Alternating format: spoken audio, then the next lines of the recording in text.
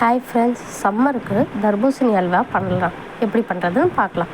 தர்பூசணியோட ஓட்டை நல்லா சீவி எடுத்துக்கிட்டு மிக்சியில் போட்டு அடித்து அதை லைட்டாக வடிகட்டி நம்ம எடுத்து வச்சுக்கிறோங்க.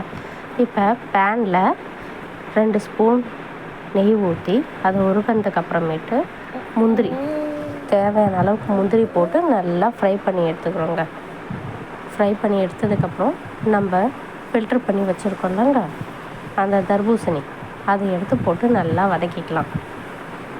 வதக்கிறப்போ பாருங்கள், நல்லா மணமாக இருக்குங்க. நெய் பாருங்கள், கலர் கொஞ்சம் கொஞ்சமாக சேஞ்ச் ஆகுது. இப்போ நல்லா கலர் நல்லா சேஞ்ச் ஆகிடுச்சுன்னா வதங்கிடுச்சுன்னு அர்த்தம்.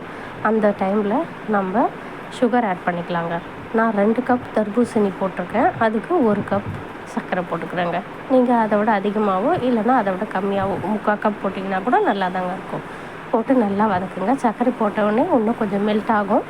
பாருங்கள் எப்படி மெல்ட் ஆகிடுச்சு. இந்த டைமில் என்ன பண்ணுங்கள், ஆட் பண்ணிக்கோங்க கலர்ஸ். உங்களுக்கு பிடிச்ச கலர்ஸ், நீங்கள் எல்லோ இல்லைன்னா ஆரஞ்சு எது வேணாலும் ஆட் பண்ணிக்கலாம். இல்லைன்னா கலர்ஸ் தேவையில்லைன்னா கூட விடலாங்க.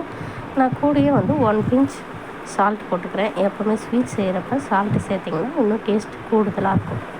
நான் கூடவே கொஞ்சமாக ஏலக்காவை இடித்து போட்டிருக்கேங்க. அந்த சீட் மட்டும் எடுத்து இடித்து போட்டு இன்னும் நல்லா கிளறிக்குங்க. லாஸ்ட்டாக இறக்குறப்போ 1 ஸ்பூன் நெய் விட்டு கொஞ்சம் நல்லா கிளறிக்கோங்க. பாருங்கள், பேனில் ஒட்டாமல் வரும். அதுதான் அல்வா பதம். இப்போ நம்ம